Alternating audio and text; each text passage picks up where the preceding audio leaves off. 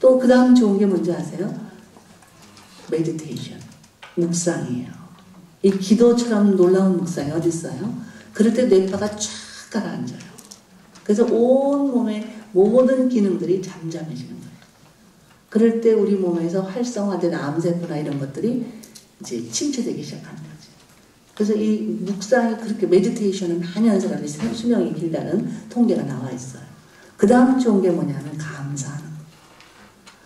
이게 지금 과학이 발달돼서 이렇게 깃뿌리에다가 칩을 달고 컴퓨터에다가 연결해 놓으면 우리 뇌파 움직임이 다 이렇게 그래프로 그려지거든요.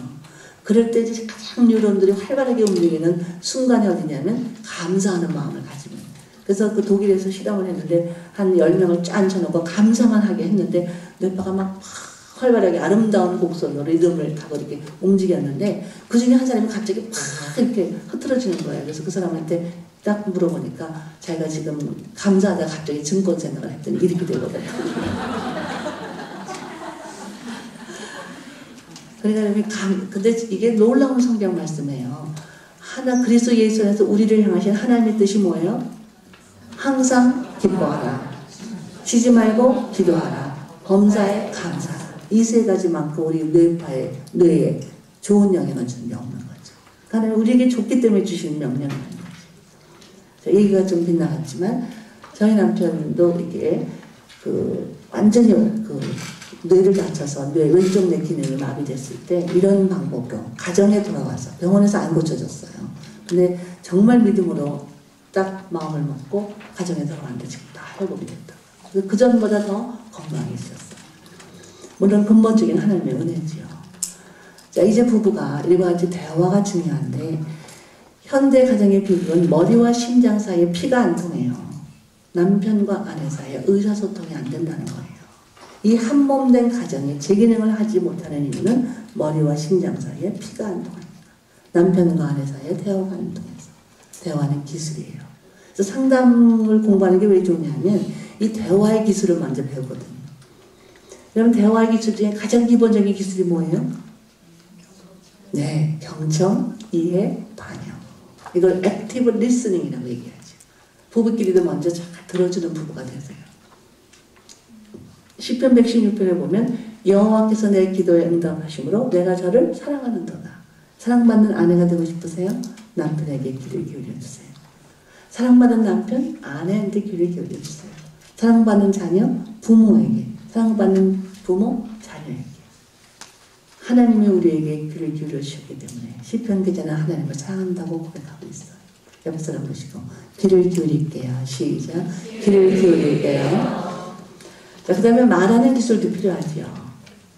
자, 말하는 기술에는 여러 가지가 있어요. 제가 보통 일 때는 천국방언을 소개하는데 그건 너무 여러분이 잘 알고 계시다고 생각해서 다른 말하는 기술을 소개하려고 해요. 여러분이 보통 말을 할 때 내가 뭔가 할 말이 있으면 막 먼저 해버려요. 전화를 걸고도 막 할 말을 해버려요. 그러지 말고 제일 처음에 중요한 건 뭐냐면 지금 이야기해도 됩니까?를 확인하셔야 돼요. 특히 전화로 할 때는 저는 아들에게 전화해도 그래요. 제가 여기 한국에 아들이 딱 큰아들만 한국에 나와서 다 미국에 사는데 제가 와서 아들에게 전화하는 거죠. 제가 그렇게 오래간만에 미국에서 왔어도 진현아 엄마 왔다 이러지 않아요. 전화로 진현아 지금 엄마랑 통화할 수 있겠니? 1분이면 되는데 그럼 우리 아들이 엄마 운전 중이에요. 회의 중이에요. 이럴 수도 있잖아요. 그럼 언제 통화할 수 있어? 다음 통화할 수 있는 시간을 잡는 거예요. 기분 나빠하지 말고. 굉장히 중요한 기본적인 자세인데 가족끼리 그걸 안 지킨다. 친밀한 관계에 있어요. 여러분 전화하면 먼저 목사님께 통화하든 뭐 집사님께 구역장에게 전화할 때 다다다다다 뭐 이번 주일에 뭐 이렇게 시작하지 마시라고요. 아무개 집사님 지금 통화할 수 있으세요? 1분이면 될 것 같아요. 이렇게 먼저 하셔야 돼요. 그러면 네 말씀하세요. 그러면 얘기를 하고 아니면 지금 뭐 손님이 오셨어요. 뭐 아니면 지금 부엌에다가 뭘 올려놨어요. 뭐 이럴 수 있잖아요. 그러면 편리한 시간에 반드시 그 다음 약속을 하는 거죠. 이게 말하는 기술의 첫 번째 기술이에요. 그 다음 두 번째 기술은 긍정적인 말부터 시작하는 거죠. 뭐부터 시작해요? 긍정적인 말. 예를 들어서 부부가 아내가 남편에게 좀 일찍 들어와 주세요 라고 부탁하고 싶다고요. 근데 보통 어떻게 대화를 하죠? 그냥 맨날 밤낮 늦잖아요. 자, 이렇게 생각하고 그러면 for what? 그 사람이 어쩌란 말이야 날더러. 이러는데 내가 놀다 왔어? 이렇게 되는 거죠. 그런데 이렇게 얘기하세요.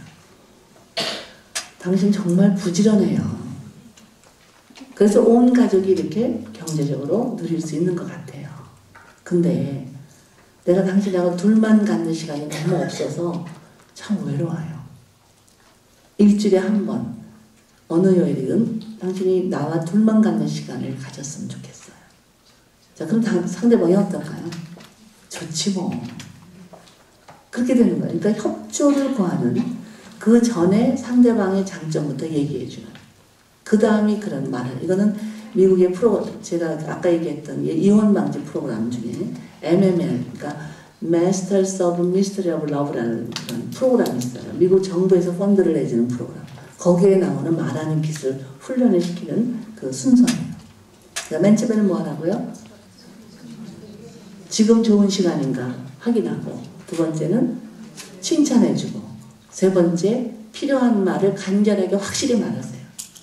그러니까 우리가 어떠냐면 우리 PCIT라는 그런 어린아이들 지도하는 그런 코칭 기술에서도 명령이나 칭찬을 할 때 구체적으로 명령은 간결하게 딱 한 가지만 해야 돼요. 예를 들어서 애들한테 씻고 밥 먹어 이러지 마시라는 거예요. 먼저 손 씻자 이렇게 손부터 씻기는 거예요. 그러고 나서 손 다 씻고 나면 이제 밥 먹을 시간 식탁에 와서 앉아요. 이렇게 하는 거예요. 그랬는데 우리는 항상 길게 하잖아요. 그리고 또 명령은 부정적인 거 하지 않아요. 애들 뛰지 마, 뭐 떠들지 마, 이렇게 싸우지 마, 이렇게 말하라 하는 명령을 하지 말라는 거예요. 그럼 어떻게 해야 긍정적인 말로 바꿔야 돼요. 뛰지 마가 아니라 조용히 앉아있자, 그죠? 싸우지 마가 아니라 사이좋게 놀자. 이렇게 긍정적인 말을 써야 된다는 거죠. 부부끼리도 마찬가지예요. 뭐 하지 마세요가 아니라 이렇게 해주세요. 이렇게 쓰라는 얘기죠. 또 칭찬을 할 때는요. 구체적으로 칭찬, 이걸 레이블링 프레이즈라 그러는데 구체적으로 칭찬, 땡큐 이렇게 하잖아요. 고마워가 아니라 무슨 것이 고마워요. 이렇게 하라는 얘기죠. 뭐 잘했어가 아니라 이렇게 한 건 잘한 거예요. 이렇게. 좀 의미를 아시겠어요? 이건 좀 훈련이 필요한데 이런 원리를 알고 계시면 일상에서 여러분이 사용하실 수 있는 거죠. 뭐 잘났어 이러잖아요. 여기 잘났어 잘못 억양을 쓰면 아주 비웃는 말이 되겠죠. 근데 당신이 이런 표정을 질 때, 특히 미소 짓는 표정은 참 멋져 보여요. 그러면 그냥 야유하는 의미는 하나도 없잖아요. 이게 구체적으로 얘기를 하는 거지. 그런데 놀라운 사실은 하나님이 우리에게 아주 명령은 간결하고 정확하게 하셨고, 우리를 칭찬하실 때는 아주 구체적으로 칭찬하셨다. 우리 죄가 용서되고 깨끗해진다고 얘기하고 눈보다 더 희어질 것이요. 참 성경 말씀 보면 그렇게 아주 구체적으로 우리를 말씀하고 계세요. 그리고 마지막으로는 배우자를 축복해 주세요. 배우자를 축복하면 어때요? 그 옆에 있는 나도 한 몸인 나도 저절로 축복을 받는 거죠. 근데 우리가 입 밖에 내는 말이 기도라는 걸 아세요? 여러분 자녀에게도 입 밖에 내는 말이 다 기도예요. 이 말을 받은 한 제 제자가 유치원 원장님이신데 초등학교 3학년 아들이 있어 개구장이죠. 그러니까 유치원 끝나고 돌아가 보면 아들이 막 모자는 저 구석에 신발주머니 이 구석에 가방은 저기 책은 여기 흩어져 있고 뭐 옷들이 여기 벗겨지고 온 집안에 흩어놓는 거예요. 그러니까 이 엄마가 그걸 집으면서 아이고 미친 녀석, 아이고 미친 녀석 이러면서 그걸 집었다. 그러니까 한 미친 녀석이라는 단어를 한 7번 한 것 같아요. 그런데 제가 밤마다 축복 기도를 해주라는 게 숙제였거든요. 근데 축복 기도를 하려고 딱 고개를 숙이는 순간 입 밖에 내는 모든 말이 기도다라는 말이 딱 떠오르는 거예요. 내가 오늘 아이한테 미친 녀석이라는 단어를 7번이나 썼구나. 큰일이다.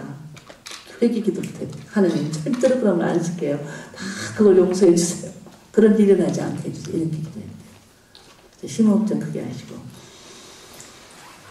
기도는 반드시 응답됩니다. 기도는 반드시 응답됩니다. 그러니까 입 밖에 내는 말이 기도라는 걸 생각하면 얼마나 그 말이 조심스러운지 몰라요. 그래서 여러분 저와 공부한 사람들은 이 못된 녀석의 소리도 안 해요. 이 잘될 녀석과 이렇게 화를 내요. 화를 내더라도 아이 때문에 속상할 때도 긍정적인 말을 입 밖에 내는 거죠. 그럴 때 그것을 하나님이 들으신다는 거죠. 그래서 여러분 자녀를 축복해 주시고 배우자를 축복하는데 그 축복 속에 하나가 상대방의 꿈을 기억해 주는 거예요. 상대방이 뭐를 꿈꾸고 있는지, 어떤 기도 제목을 가지고 있는지. 그래서 그것이 이루어지도록 기도해 주는 거지. 그래서 마지막으로 드릴 말씀은 여호와를 기뻐하라. 저가 내 마음의 소원을 이루어 주시리라. 여러분 꿈이 있으세요? 꿈을 가지세요. 꿈을 갖는 사람은 늙지 않아요. 저는 지금 60이 훨씬 넘었는데도 아직도 꿈이 있습니다. 이렇게 다리가 아파서 휠체어를 타더라도 꿈이 있어요. 그 꿈을 이루시는 분은 하나님이세요. 내가 할 일은 여호와를 기뻐하기만 하면 돼요. 얼마나 놀라운 일이에요. 내가 꿈을 이룬다 그러면 소망이 없을 거예요. 근데 내가 할 일은 여호와를 기뻐하기만 하면 하나님이 그 꿈을 이루어 주세요. 기도하시죠. 눈 감고 기도하시는 가운데 심호흡을 크게 해볼까요? 어깨에 힘을 빼시고 가장 편안한 몸으로 하나님의 이름을 불러드리세요. 어떻게 부르셔도 괜찮아요. 창조주 하나님, 위대하신 하나님,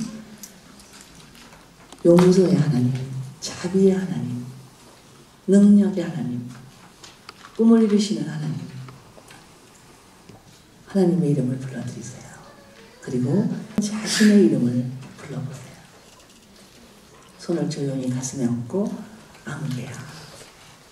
그 이름이 하늘나라 생명책에 영원히 기록이 되어 있지요. 하나님이 지금도 그 이름을 불러주고 계세요. 여러분 자신을 귀히 여기세요. 나는 하나님 거예요. 그 이름을 다시 한번 가슴에 붓고 하나님 제가 여기 있습니다. 하나님은 지금 내 마음의 소리에 귀를 기울이고 계세요. 우리의 감정을 다 아시고 그리고 하나님 우리를 기뻐하고 계세요. 내 옆에 있는 사람 얼마나 소중한 존재인지요. 귀히 여기겠다고 하나님의 사람을 그리고 그 꿈을 이루어 달라고 여호와를 기뻐하는 삶이 되게 해달라고 그렇게 기도하세요. 다시 한번 심호흡 크게 하시고 어깨에 힘 빼시고 생명의 주인 되신 하나님 아버지 우리에게 하나님의 생기를 부어주시고 이 땅에 살아갈 수 있는 놀라운 삶의 기회를 주셔서 감사합니다. 예수님을 통해서 영원한 생명까지 아끼지 않고 쏟아주신 것을 감사합니다. 이 땅에 사는 동안 혼자 살게 버려두지 아니하시고 누군가와 더불어 살 수 있는 놀라운 기회를 주셔서 감사합니다.